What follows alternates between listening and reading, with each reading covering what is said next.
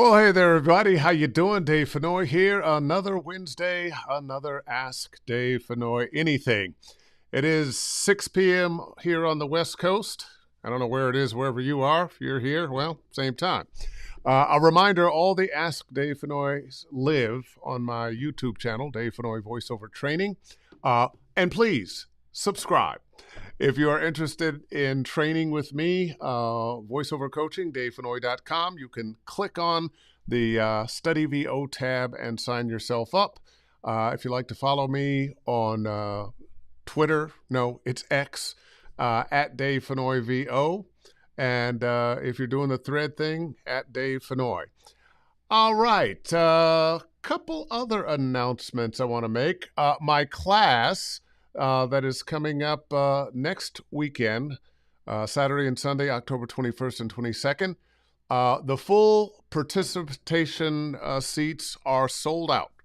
However, if you'd like to be a fly on the wall that gets to see and hear it all, you can still go to my website, davefennoy.com, click on the workshops in the study under the Study VO tab, and sign yourself up. And I will make those videos available also to the people who are going to not be full participants, but be the flies on the wall. Another thing I want to mention, I've got a guest coming up on November 1st, Val Kelly. She is the woman behind MAVO, that's the Mid-Atlantic Voiceover Conference. It'll be happening November 11th.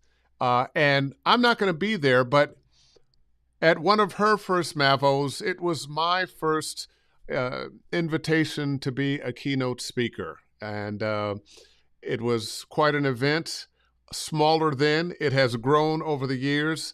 There's going to be a lot of great stuff going on. The keynote speaker there this year will be Serena Irwin. My good buddy Joe Cipriano will be doing a masterclass on TV promo. So if you're out that way, or you want to be out that way, or you want to go to a good conference, it's a good one that you can go to. That's MAVO. It's happening November 11th. And I think you can go to mavo.com if you'd like to get tickets. All right. Without further ado, let me introduce you to a good friend of mine. When we have the chance, not nearly as often as it should be, but when we have the chance, we get to hang out with the VO boys and smoke cigars and talk a bunch of shit and have a good old time. And here he is, Mr. Dave B. Mitchell. How are Howdy. you, man? I'm doing well. How are you? Real good, real good. Excellent. I haven't been to your place in a long time. You have moved, I believe, since these many years ago. I was there. Usually we've been hanging out at some other place.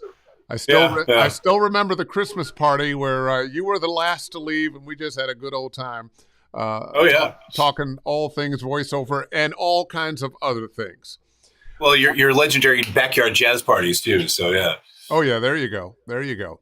So listen, Dave, I have to ask this of everybody. How did you get started in this wacky business? Probably similar to a lot of us. Growing up, I was music, theater, all that stuff, and just figured out or realized early on I had a good ear for voices and accents and characters, and so did the theater thing and music thing all through high school. Actually went to college for music as a saxophone major, but this was always something that I kind of knew I wanted to do, and realized over the years that I have a skill set that could, if I developed it, could actually be a career. And so I busted my butt for a lot of years.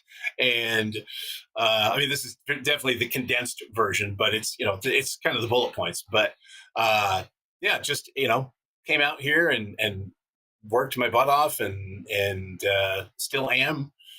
And it was just one of those things where I think most of us were probably the kids that were always grew up doing characters and imitating people, and the music thing plays such a huge part in that. because you know this, but that what we do as voice actors is so musical, and in sessions we talk in musical terms, we direct in musical terms, we direct in musical terms, and a lot of it is music. The reason that I have always been good with accents is I just have a good ear, and an accent is like music to me. It's not just pronunciation. It's timbre, it's cadence, it's melody, it's all of those things. And yeah, just kind of worked a lot to get here, um, and here we are. And here we are. Well, listen, uh, as many conversations as we've had over the years, I don't think I've ever asked you that before. Yeah. And your background is a whole lot like mine. I was a music major. I was a theater major in college, then a music major when I Mm. went back to college. And I too, imitated the cartoon voices and whatnot as a kid. Um, Now, you glossed over something. You said you really worked hard. A lot of people are knocking on these doors, and they want to know what working hard really means to get in this business. What are some of the kinds of things you do? Because I'm gonna tell you straight out, and everybody else, Dave B. Mitchell is one of the most talented guys out here doing this, and I just want you to know, uh, not only that just he's your competition as somebody who is so talented and can do so many things, but it wasn't easy for him either. So you got to work hard, and let's hear what some of that hard work was. What were some of the things you had to overcome? Well, I mean, so the interesting thing is, people are constantly coming and asking, how do I get into this? What do I do? And, all of us, as you well know, the voice acting community is one of the most supportive communities. Probably, I would say, maybe the most supportive community in entertainment. Because even though, like you were talking about competition, even though technically we're competing with one another, but we're not competitive with one another. I think is a big thing. Is that and we genuinely celebrate each other's successes. We're genuinely happy when one of our friends books a really cool role. Yeah.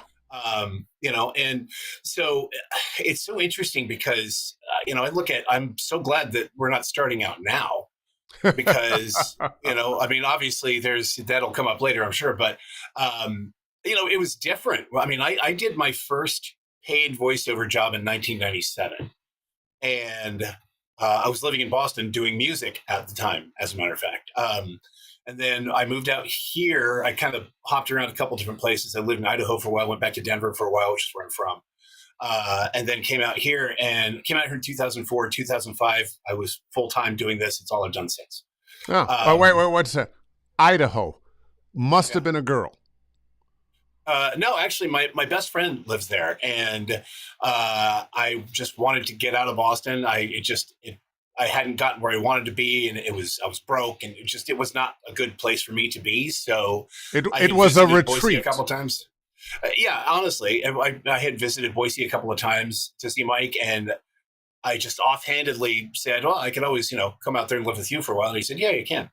So I did. Wow. And then I ended up staying there for about 3.5 years. And the funny thing is that's really, as far as the work goes, that's kind of where I really cut my teeth because, I had a self-made demo that I had done that was, impossibly long and ridiculous. But, this would have been 1997.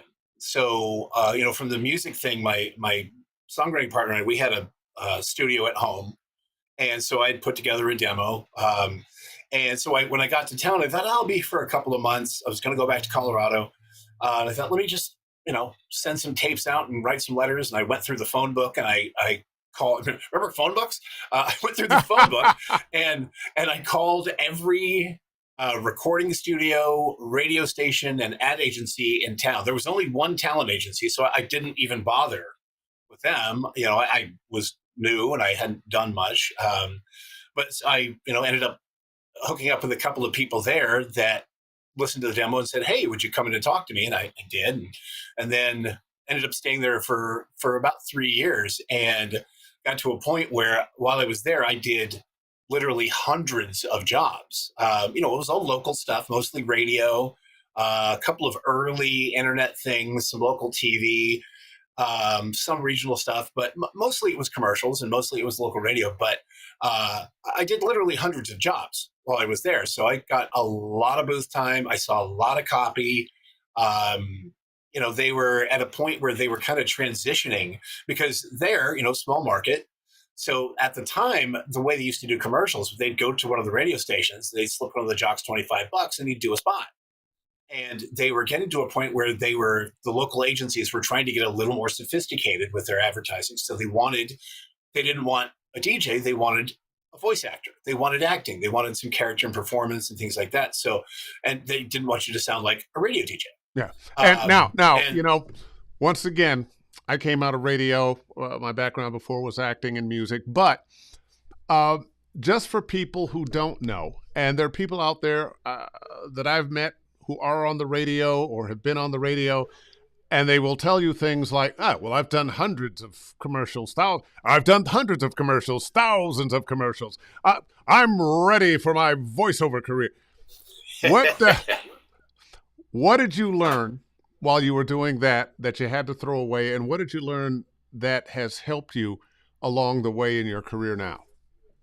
Well, so interestingly, when one of the people I hooked up with was a guy named Chris Adams, who was at K106 in Boise. And he was kind of the guy that did all our advertising, and he was sort of the regional voice of everything. Really, really great guy, great classic voice, like voice, and so he brought me in and said, hey, I like what you do. And, if you ever thought about doing radio, we have an opening for the weekend overnights. He introduced me to the PD, did an air check, hired me. I'd never done anything like that before, but I just sort of like, this is fun. Right. But the thing that was really interesting, and it kind of dovetails with the thing that I've sort of been on this personal crusade for a while. And it's not to disrespect anyone else or how they choose to call things, but I've kind of developed a real hatred for the term voice artist or voiceover artist, because to me, it negates the single most important thing that we do. We're voice actors. We're actors, first and foremost. And I mean, all of us do some work as a voiceover artist, the stuff you did for Hulu. I've done plenty of promo stuff, trailer stuff, things like that. And so that kind of falls into that. It's a little more straight, like as my agent calls it, fastball down the middle. But ultimately, we're actors. So for me, like saying voiceover artist or voice artist is the same thing as like calling a guitarist a sonic artist. It's not technically inaccurate, but he's a musician. He plays and creates music. He performs music.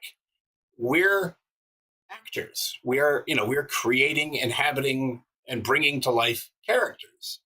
So it's my personal thing. Anybody wants to call themselves a voice artist, whatever, hey, more power to you. Just for me, and I always try to explain why, because there is sometimes, a lot of the time, I think, a misconception. I think, we're more visible now than we have ever been, and we have fans, we have people that respect us and that follow our careers and understand what the art and the craft of what we do is, and they respect, and that's fantastic. I love that and so appreciate it, but that's why I try to kind of explain that, because especially, when I teach or you talk to people, and you'll see it all the time, the kind of the thing is, it's, small V, capital A, voice actor. We're actors. Our goal is the same, whether if you're a voice actor, if you're on stage or on camera, we're all trying to accomplish the same thing. We use in variations of a skill set. Medium. Yeah, there are shared skills for sure, but we also have our specialized things that we do to achieve that goal that we're all trying to get to, which is to make you believe that we're telling you the truth, whatever it is we're doing. Because that's really all it is. People talk, I think probably all of us, my all-time hero is Mel Blanc. I think for a lot of us, that's the case. Oh yeah. He's one of mine. And there's that whole pantheon of amazing voice actors that were, around at that time, June Foray and Paul Frees and Joss Butler, all these amazing people that blaze the trail, paved the way for the rest of us, but the thing about Mel that people talk about, he's a man of 1,000 voices. Sure. That's not what made Mel special. Mel was a brilliant actor, and every one of those voices was a fully realized, living, breathing character. You believed every one of those characters. You believed that they're acting because of the way they think, the way that their experiences, their thought processes, that all of that stuff was organic and baked in, and you bought that every single one of those characters was a fully formed individual.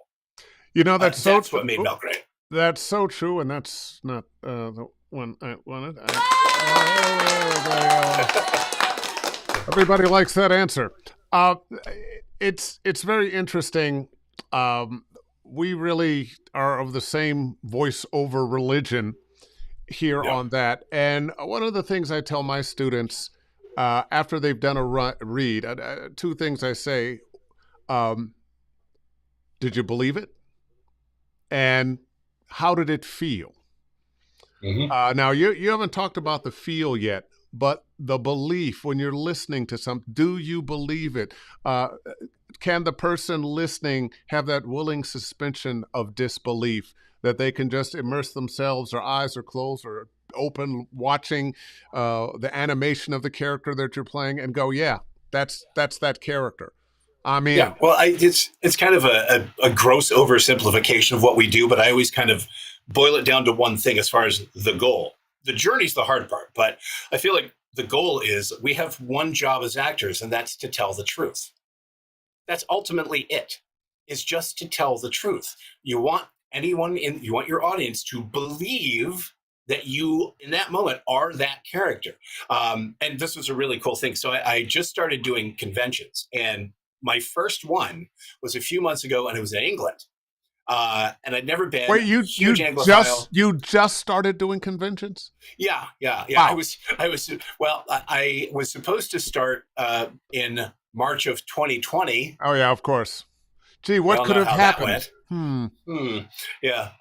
So I did my first one in England, and which was amazing because a big Anglophile, and Mark Shepard is, if you know who Mark is, Mark's one of my best friends. So he kind of hooked the whole thing up for me. And so I had him as a tour guide the whole time. It was amazing. But my second day there, I was in Telford. I ended up sitting my table at the end next to three doctors. There was Sylvester McCoy, Paul McGann, and Peter Davison. Lifelong Doctor Who fan. So I'm just like, this is cool. You fanboy out a little bit. Oh yeah, which is great. So and I had this really cool talk with Paul McGann, who was the Eighth Doctor. He was in the American pilot to do an American version of Doctor Who. Eric Roberts played the Master, and it was great. And we talked about that. We talked about Eric a little bit because I had met Eric at an audition one time, and it was a real sweetheart. And I love him as an actor too. And so Paul McGann and I started talking about acting and sort of our philosophies. And I said, well, for me, the thing is that no matter how big a character is, no matter how over the top, no matter how performative, all that, it still has to be grounded in the sense that you have to believe that all that over the top stuff is just actually how the character behaves. Yeah. That is truly who they are. It's not that, wow, I'm going to be big and zany. They just are that way because it's who they are. And he kind of looked at me and he said, yes. And I'm like, Paul McGann agreed with me about an acting thing. That's really cool. But I really think that is kind of, and you see a lot of people like, oh, I do voices. Okay, well, here's the thing. Bob Bergen has said this ad nauseum. And if, anything Bob Bergen says, listen to, because he knows what he's talking about. And he is endlessly generous with his time and his knowledge. So always listen to Bob Bergen. And he's also a really nice guy too. But that whole thing of, I could do voices, like, oh, okay, well, that's great. And people have this misconception too. And I see this in some of the groups that I'm in, on Facebook. They have this misconception that to be a voice actor, you have to have this massive range and do everything. Not true. Not true at all. And in fact, the thing that Bob had said is like, realistically, people with crazy range are a dime a dozen, man. We're everywhere. Most people that we know have got crazy range, but that's not what gets you the work. I mean, it'll expose you to some work, but if all of those characters, that range, everyone still has to be real, grounded, and believable, no matter how big or how small they are. Yeah. I always think of the most successful voiceover actor that has ever lived. He's no longer with us, Don LaFontaine. He basically did one thing, One thing. Yep. and it was him.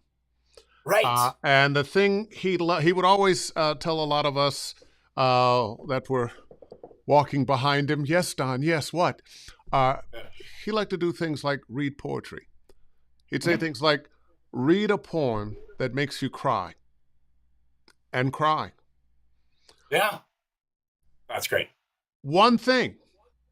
Yeah. It was always Don, whether it was a comedy or a drama, an action film, whatever it was, or television drama, whatever it was Don.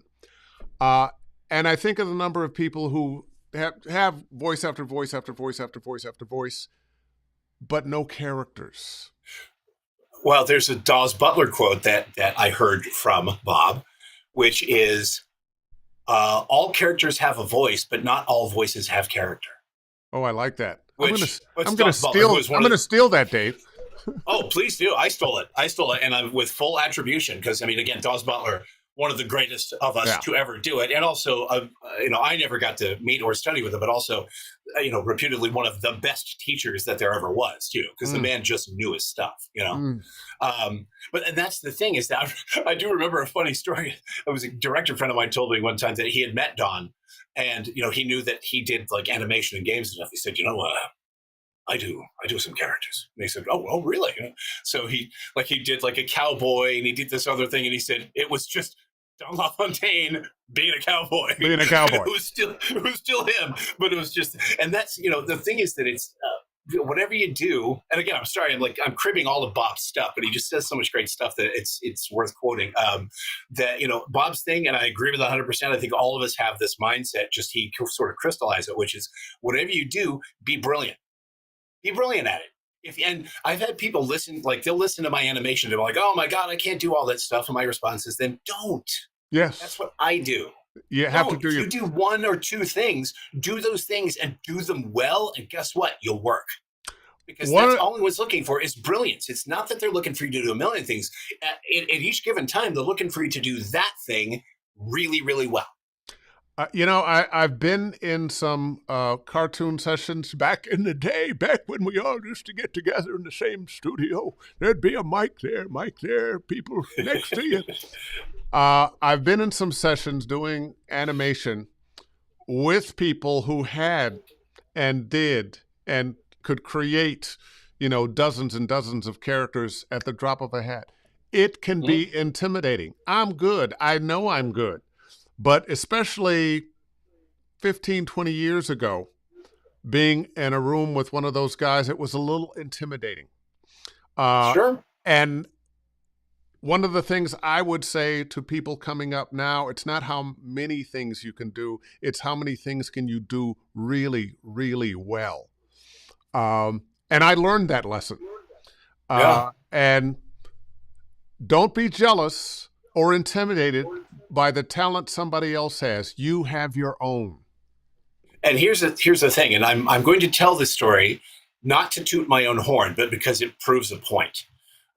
Director friend of mine, the guy who actually Taft-Hartley'd me back in 2007, I think. Somehow that sounds dirty. SAG. He Taft-Hartley'd me. Well, I'm not going to go into that part of the story, but so got me to the unit. It was on a game called Condemned 2. And so we were sitting together having a cigar one day, and he said to me, you know what your problem is? I was like, no, please tell me. And he said, you're too good at too many things. And I was like, okay, thanks. And he said, no. He said, the problem is when people think, I thought we need a guy to come in and do everything, you're the guy they think of. But when we need a guy to come do that one thing, even though you can do that one thing equally well, they don't think of you. As a matter of fact, that's what he does. I'm not saying that as for self-aggrandizement. I'm saying that because the whole idea is that a person that does one thing and is brilliant at it, they will think of that person every time. So if you do one thing, do it really well, and guess what? You can work and have a career. I've often, when working with people on their demos, people often have the misconception of just what we're talking about, that they have to do too many things. And what I try to get across to people is, look, you may not realize how special you are just because you're you, because you're with Hmm. you every day. You see yourself in the mirror every day. But the world hears you differently. They're not with you every day. So you have something special that you might not recognize as special, and hopefully somebody can point it out to you what it is.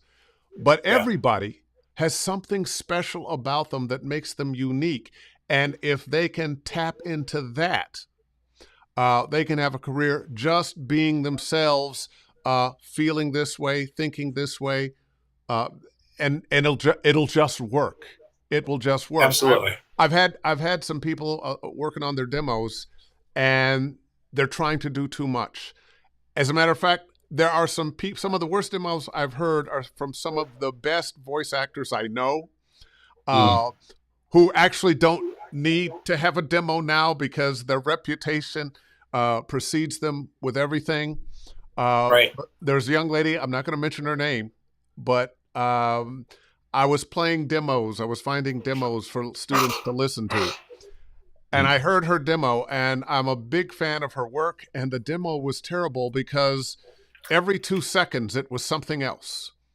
Your brain didn't get a chance. You just about the time you were soaking in this character, here's another one, and by the time, and you never got a sense of her. Uh, Mm. and one of the most important things I think we have to do as voice actors is allow our audience to get a sense of who we are, of that thing that is special about us, the particular music of our voices, the timbre, the how we approach a phrase. Oh, absolutely. Yeah, I mean, it's funny too because we've had this conversation with a lot of people about demos, and that's one thing I see. Like in all of my classes, the first thing I say is, "All right, guys, there are two things we're not going to talk about." I talk about it when I do a master class. I'll talk about it a little because I'm trying to cover a lot of bases. But usually, at the start of the class, I'm like, "We're not going to talk about agents or demos because those things are at the end of this part of the journey." We're going to talk about doing the things and how to be good at the things that will make you ready to do a demo and get an agent. So there's a phrase that I didn't feel free to steal this because I put this out in the world and tell people use it all you want. Because you see, especially in the groups with a lot of younger people, you see, oh, I'm working towards my demo. I've been working on my demo for 6 months. I'm doing this for my demo. And I have this pithy phrase that I came up with. But it's the truth is you don't work towards a demo, you demo that you're ready to work. And there's a difference. And people, unfortunately, a lot of the time now, the digital age think, okay, I want to be a voice actor, so I need a demo and an agent. Yeah, yeah. Of what? Of what? What are you demonstrating? A demo is short for demonstration. It's supposed to show this is what you can expect me to be able to deliver day in, day out, every time I set foot in the booth. And And the whole point is that it's not supposed to be this is everything I can do. It's just supposed to be enough so they get a sense of who you are, what kind of things you can do, what a sense of your range. But the whole point of a demo is to make them want to bring you into the room. yeah. Like, oh, I really like that. Let's see what he does in person. Let's see what else this guy does. Oh, let's see what he's all about. I'm interested now. And sadly, right now, because of the digital age, you can Frankenstein together a demo that sounds great, but if you're not able to reproduce it when an agent has called you in, when you've gotten an audition, when Or you book a you job. book a off of it. job, I have had this happen to me Directed several sessions where times. that's Yes. happened. Where Yeah. you heard the demo, you heard the audition. Oh, this guy's great. Love his voice. Da da da da da. And you get there, and the voice is still there, but nothing else is. I booked a job. Oh, this is a number of years ago. I replaced a guy. Well, that even happened in the Walking Dead game. I replaced somebody whose voice they loved, but he couldn't act. But I was brought in because somebody had Frankenstein together their audition, booked it, and they thought, oh, great, we'll get this guy to do 2 or 3 voices. They had him for a 4-hour session. He can knock out the main thing in an hour. And then it was 4 hours, and he still I'm cringing already. He didn't get the main thing done. And they finally just said, this is too much. On the other side, Yeah, on the other side of the glass, they're busy. They want to move it along. You got to be able to deliver right now. Right. Well, and that's, I heard another story that Keith Aram told me this story. And if those of you who don't know who Keith is, Keith and Val at PCB, two of the biggest people in the industry for games, two of the best people as well. They're amazing. We absolutely adore and love them, and they're both great. Val herself is a wonderful voice actor. They're both great directors. Blah Yeah. blah blah. But so Keith told me a story, and so this is one of those things too about that old adage of fake until you make it, or if they ask you, tell them yes, and then you can figure it out if you get the job. Worst advice ever. Worst advice ever. Keith told me a story. They had a guy come in for a AAA game. It was probably Medal of Honor, Call of Duty. It was one of the big combat games, and the Russian character guy shows up. They put him in the booth. They put up the script, and it's in Cyrillic. The guy looks at the script and says, "What is this?" So that's your script. It's like, "Oh, I can't read that." They said, "What do you mean you can't read that? Your audition was in Russian." He said, "Yeah, my grandfather's Russian. He coached me on it." So suddenly, blown session. And they didn't want to call Grandpa. They had to recast. They just blew a session, blew the money, wasted the time. And he said, that guy, no matter what else he does in his career, they will never call him again. Yeah. And my thinking too is like, how do you audition in a language you don't speak and not think you're going to show up and that's going to be the job? Where's the thought process that says, oh, this will be fine. This will be fine. Yeah. Yeah. Because people get so focused on that, like it's the audition, like, but the audition is the job in a lot of ways. The audition is supposed to just show them, all right, if he comes in, this is what they will do when they get in the booth. Yeah. This is what they can do when they show up.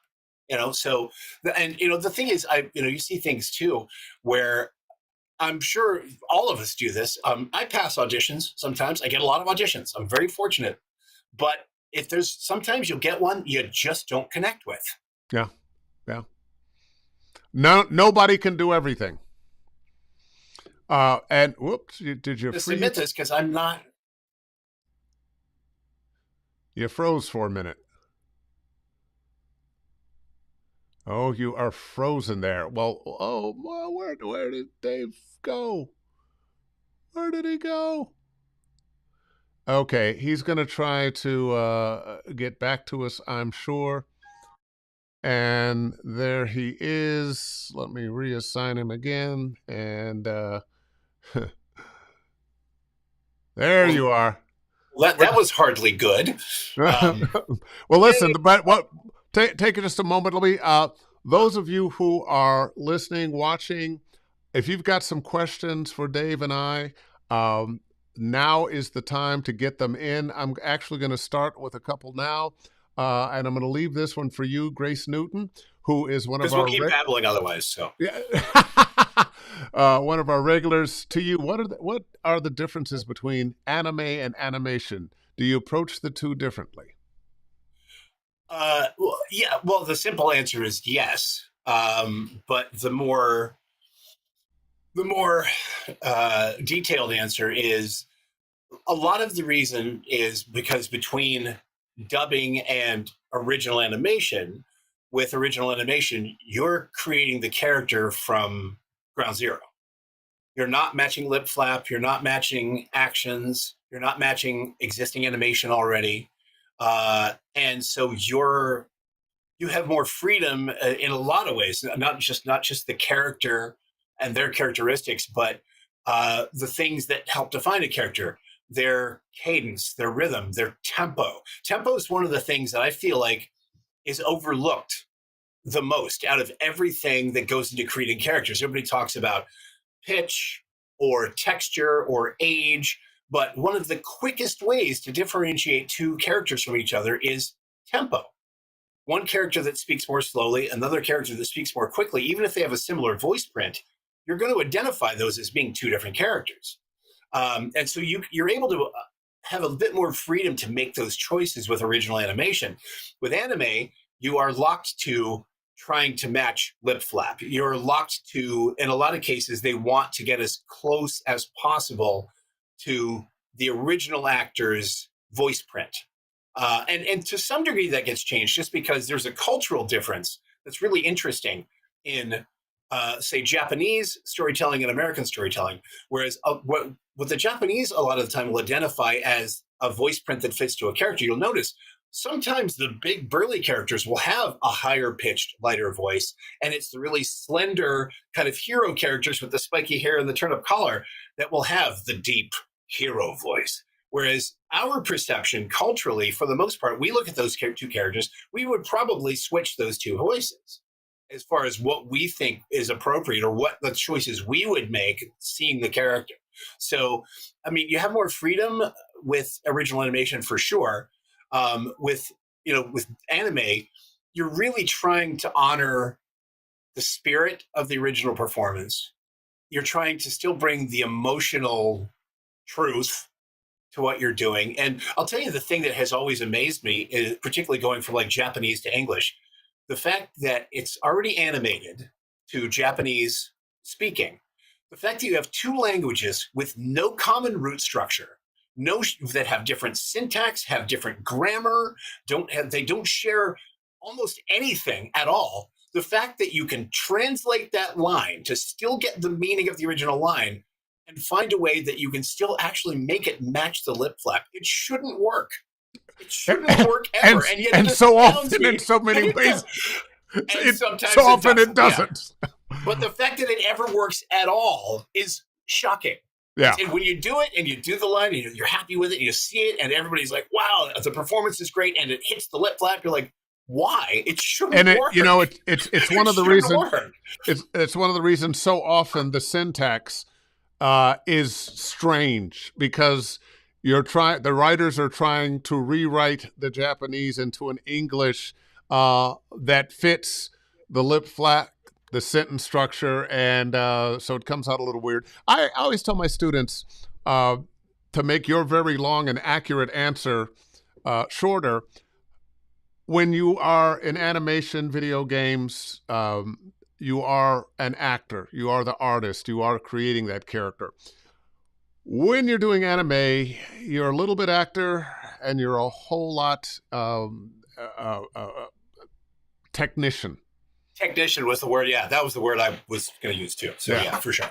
All right, I got another question here. All right. And let me just do that. And now it all shows up. I think a takeaway is no matter how big a range you have, if you can't fully put yourself into a character to be authentic every time, then it's just a cool sounding voice. And that was a comment from a little while ago. It's a good observation, though. A good observation.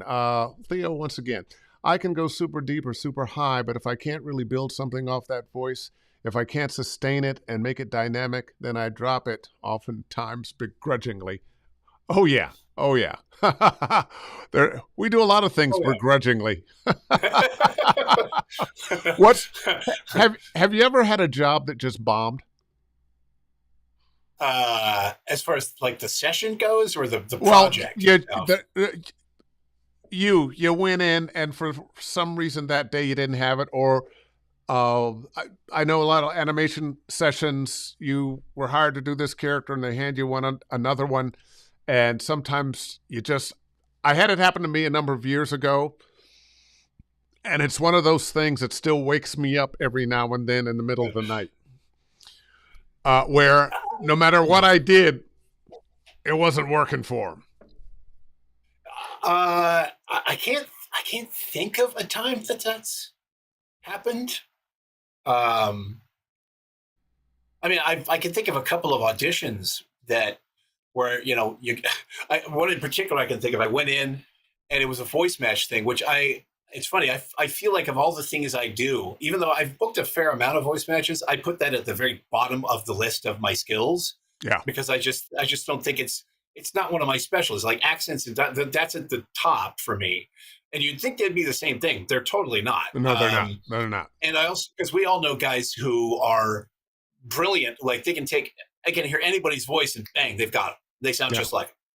And so, I do some of those. And the ones I've done, I felt like I did a pretty good job and I've gotten hired and hired back. But I remember one I went in and I did it. and it just wasn't quite what I wanted to be. As soon as I got out to my car in the parking lot, it clicked. And I started doing it. And I'm like, crap, now I have it. Now I've got it. And I sound just like him. Oh my God. So, I mean, it happens, and the thing is you kind of, it's part of being a professional, I think to sort of springboard off that a little bit. I used to have the saying that you can't call yourself a professional voice actor until two things have happened. One, you've been replaced, and two, you've been replaced by a celebrity. Once those two things have happened, you're a professional voice actor. Then you're a professional voice actor. Oh yeah, and like, I've definitely had both those things happen to me. I always and we've replaced people too. I was going to say that's the other side. You're going to be somebody had the job before you. Somebody's going to have it after you. Hey, we got actually Phil Lamar had a great way of defining that. He said that performance doesn't equal ownership. No, which I thought was great. Yeah, because it's kind of like I've never once been upset if I see somebody else playing a character I played. I'm like, okay, yeah, they hired them for a reason. Obviously, they wanted something different. Well, that character got something different. You played the character. I don't own it. You played the character when you were 20. Now you're 60. Yeah, or even if you played them last year, we'll see auditions all the time for legacy characters like Marvel characters, DC characters, things like that. And Phil actually said, he's like, that's why there have been so many Batman. There have been a ton of guys that play Batman, and there's almost always some nuance or variation or something different in either the way he's written or the way they're characterizing him, or so. Yeah, I mean, it takes me back to my point. Takes me back to my point about. Everybody is special. Everybody has something unique. Each one of those Batman, each one of those Spider-Man, even though they're playing the same character who has certain things in common, there's just a little bit of a different take for each actor. Buddy of ours, JB Blanc, popped through. Said, Dave broke the internet. That was when you just disappeared. He said, just pop by. Good stuff, fellas. I've had him on as a guest. I'm going to get him on again. Here's one from Jeremy Adams. You get a script, you need a character. What's the first three questions you ask to create something believable and dynamic for the character? Great question. Yeah. Well, I mean, this is going to seem like kind of maybe a cop-out answer, but the reality is that most of the time, not all the time, but most of the time, they'll give you some spec, some background, some, where the voice print sits, if there's an accent, if there's kind of where it is pitch wise, what sort of texture it may have, some of their experiences that have formed who they are right now, what it represents, what they're doing. And a lot of the reality is, a lot of the time when the writers have done their job, and overwhelmingly, the people we work with, the writers do their jobs, and they do them brilliantly. When the writer's done their job, the performance is already on the page. The character's there. You just have to take what they give you and inhabit it, and then say, okay, I'm gonna take this off the page, and I'm gonna make it walk around the room. And what you just said there, I go a little more in depth with it. Yes, they've told us who that character is. Hopefully, they've given us what some of the blocking, what the character looks like, perhaps what the world looks like. But you have to put yourself in there and create the imagination of that movement, of what that character is thinking and feeling as they're saying what they're saying. Well, I'll give you a perfect example of this. And it's something I always told people I did. I would talk about it in classes, but I actually caught myself doing it in a session one time, because it's just something we instinctively do after a certain point. But I actually became aware of myself doing it for a moment. It was really funny to go, oh, okay, that is the thing I say I do. It was when I was doing Warwick for League of Legends. And so, you've got your loops, you've got your dialogue there, and voice acting is way more physical than some people realize. I think a lot of people get it, but your body informs your voice. Absolutely. And so, so then as soon as I'm him, I'm up on the balls of my feet, I'm hunched over, my hands curl into claws. And as I'm doing the line, so it's a short enough line, got the line, I'm not looking at the screen at that point, got the line in my head, and I realize I completely check out of the room. I realize as I'm delivering the line in my head, my eyes are open, but I'm not seeing what's in the room. I'm seeing that I'm a werewolf doing werewolf stuff. And that's what and who I am in that environment, in that situation. Then as soon as I finish the line, click, I see the room again. But I realized I'm not seeing the room. I'm physically not seeing the room. It's sort of taken over my vision of I am this creature doing this thing. And then as soon as I finish the line, click, I'm back again. And when you're there, Dave, and that was a perfect description of when you're completely in it. And when you're there, this little voice that listens and judges is gone. Oh, yeah. Yeah. Because partly it's not our job at that point, too. That's what you have directors for. That's what we have directors for. Excellent, excellent, excellent. JB being a great one, by the way, just want to mention. Say again? JB being a fantastic one, by the way. Amazing director. Because he's also a phenomenal actor himself, so he knows how to talk. Let's see. What is... Jeopardy Alpha Mac for Dave Mitchell. How it had been for being the newest voice of Knuckles after Travis Willingham? It's been fantastic. Now, one of the most. It's funny because we were talking about being replaced and replacing people and things like that. One of the, if not the hardest job I think any actor can undertake is replacing another actor, especially one who was phenomenal and was beloved. It's in a situation where the thing is too. It's so interesting with like Sonic, for instance, the fact that, we're all of us that are in the game now, we're multiple actors deep in having played these roles. So all of us are a replacement of a replacement of a replacement. Yeah. And a lot of the time that, again, when they were like, to my knowledge anyway, I don't think anybody who's done any of these things in the games, I think they all left voluntarily. I know Travis did. And so it's not like we went and said, screw that guy, I can do a better job. None of us would ever do that. And even if we did, then we'd be laughed out of the room and never work again. So, I mean, it was interesting because particularly in the first two games, I got a lot of vitriol in those first two games. I bet you did. Because I wasn't Travis. Travis is great. I love Travis as a voice actor and as a human being. But really, the first two games were it was Team Sonic Racing and Mario Sonic Olympic Games 2020. So they were very arcadey, very gamey. So there was not a lot of room for character for me or for the writers. So really, those first two games, I'm more or less doing an impression of Travis because that's what they hired me to do, was to continue the character as we knew him. So obviously the comparisons were there and they were not terribly flattering, but you just got to roll with that because I'm like, look, I'm doing the job they hired me to do. They're happy with it. They keep hiring me. So obviously I'm doing what they want. You may not agree with what the creators want, but ultimately it's their call. But by the time we got to Frontiers, which is the current one, and they even told me when we started doing Frontiers, Jack Fletcher, our director, who, Jack love Jack. Love Jack. One of my favorite humans. He's a wonderful director, and he's just a great human being. He even told me up front, he said, this is going to be a different take on Knuckles. This is going to be more serious. It's going to be more grown up. It's going to be darker. And there's going to be a lot of room for characterization, which I was thrilled about. And, the writing on it is just so good. And so I got to, for the first time, kind of keeping, because there's an established character there, obviously, because even Travis, when he took over, Travis was more or less doing Dan Green. And Dan, was, so it kind of goes down the road that all of us, initially, there's sort of this crossfade between the last version and our version. And over time, you get to start because they'll change the writing. And then a lot of times the writers will adapt to you as you adapt to the character, but they adapt to you as well. Yeah. As far as, what? He kind of has this quality. So I'm going to cut you off because I got a few more questions that I want to get in for you.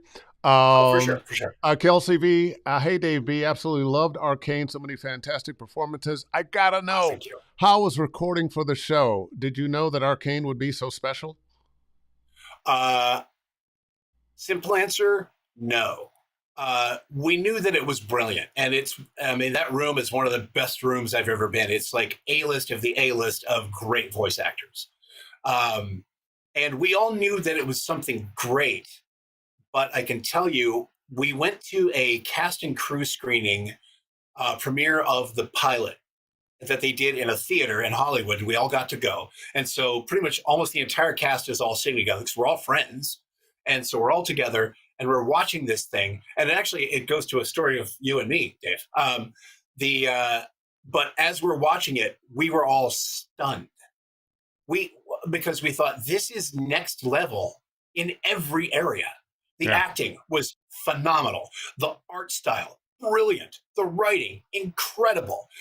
Everything about it is top tier, next level, pushing the envelope like no one's ever seen anything like this before. And all of us that were in it knew that it was great recording because the writing was so good and we had such a great cast. But to see it all come together, all of us were absolutely blown away by it. We were stunned. You know, there are projects that I wish I was on. That's one of them. That's one that is like, oh man, I would have I'd have cut off a finger to be on that.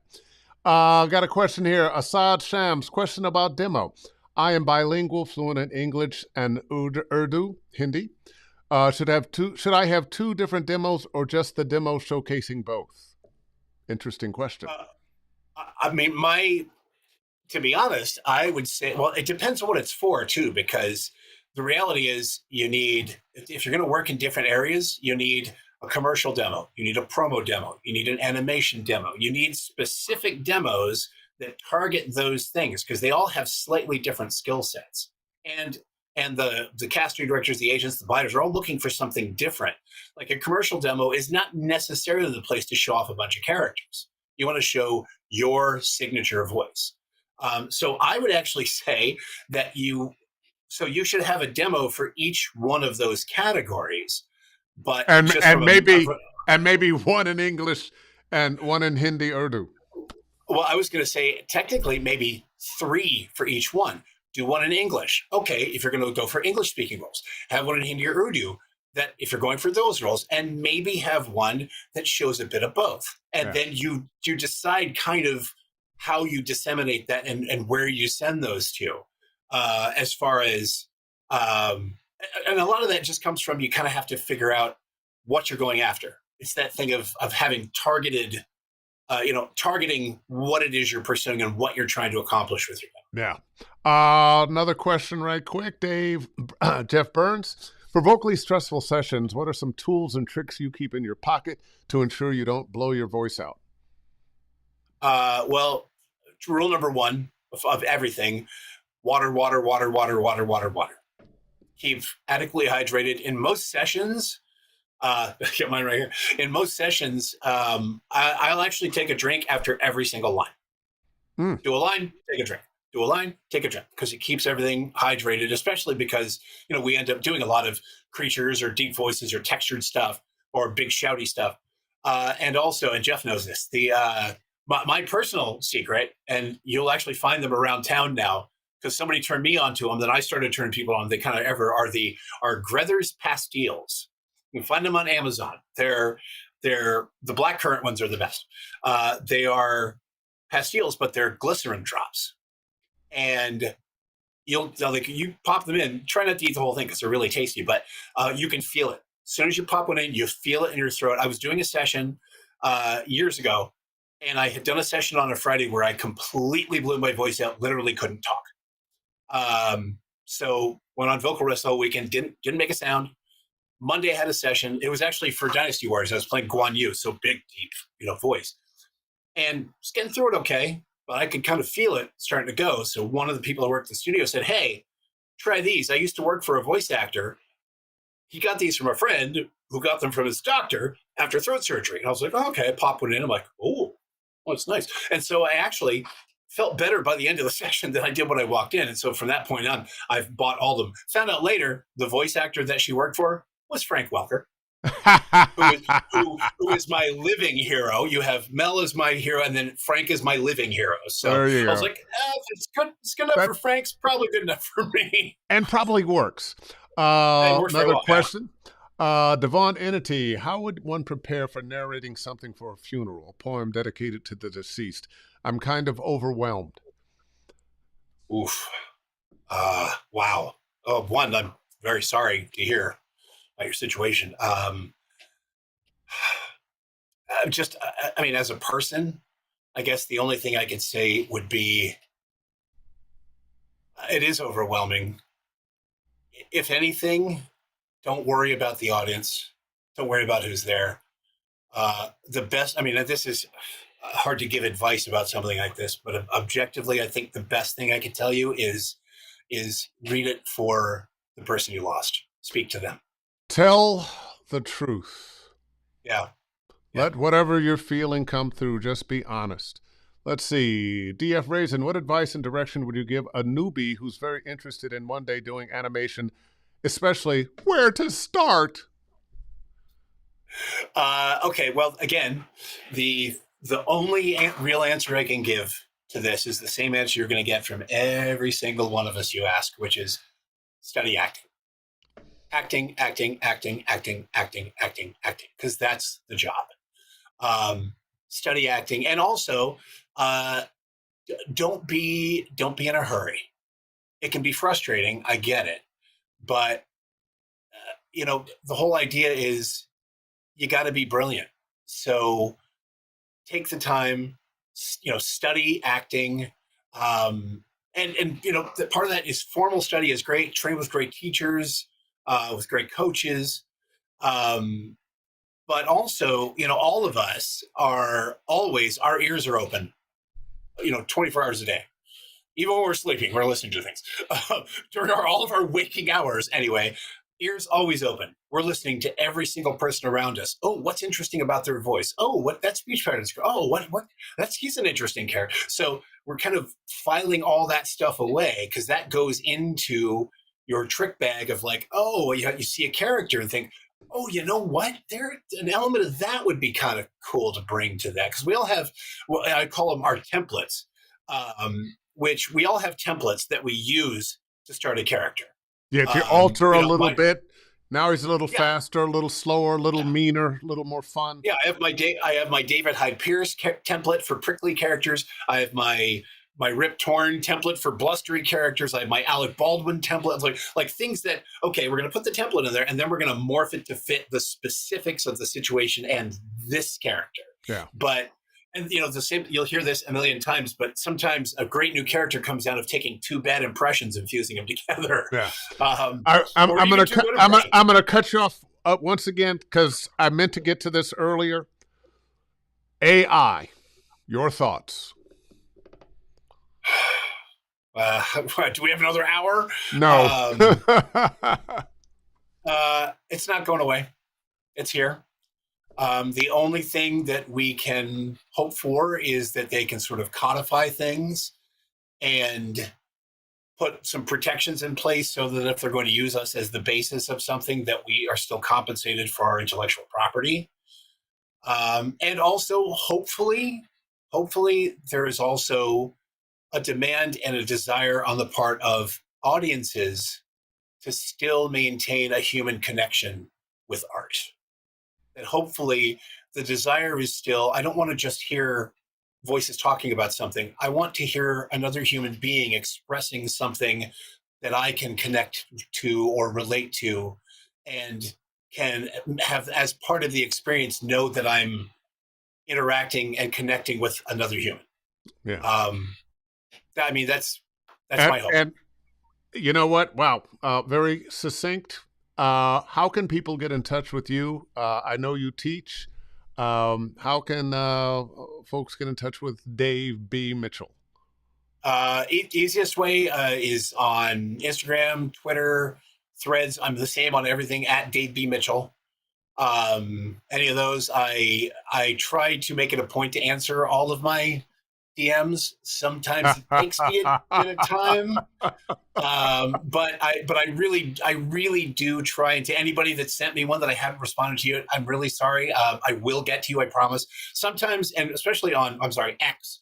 On X, if it's not someone that follows you, it goes into a different mailbox, and a lot of the time I forget to look at that one. Yeah. because you don't get message notifications for that particular mailbox. So I know the sometimes I go feeling. and I go, oh crap, somebody wrote me 4 months ago and I didn't respond. So I Happens to really me all do the time. try. Yeah. So yeah, I really, really do try. So yeah. So Well, that's if listen, you send me a we message have there, hit. so. I never do 2 hours, but I should have booked 2 hours with you. Uh, and we've had so many great conversations, and I'm not talking about just this evening. Not only you want a great voice actor, but your mind is filled with lots of random knowledge. You are always a pleasure when we get together for whiskeys and cigars because you have something to say that's smart, that's witty, that's poignant, and just letting the world know it's recognized. Well, thank you. And of course, the feeling is entirely mutual. Dave is not only one of my very, very favorite voice actors, but just one of my favorite people too. As he's as good a guy as he is talented, and I'm honored to be here. And thank you for having me. Thank you all for coming and asking questions and listening to us ramble for an hour. Well, it was fun rambling. But I got to call it and say goodbye to Dave B. Mitchell, one of the best of us. I really appreciate him being a guest. Want to remind you, this and all the Ask Dave Fennoy Anythings live on my YouTube channel, Dave Fennoy Voiceover Training. If you want to do some training with me, visit davefennoy.com, click on the Study VO tab. You can still get in as a fly on the wall for next weekend's voice VO for video games workshop. And let's see, davefennoy.com, the website. At Dave Fennoy VO for Twitter, X, and Which I screwed up in the post, by the way. That's okay. That's okay. Yeah. Anyway, you know what it is. We're done here for tonight, but in the meantime and in between time, book something.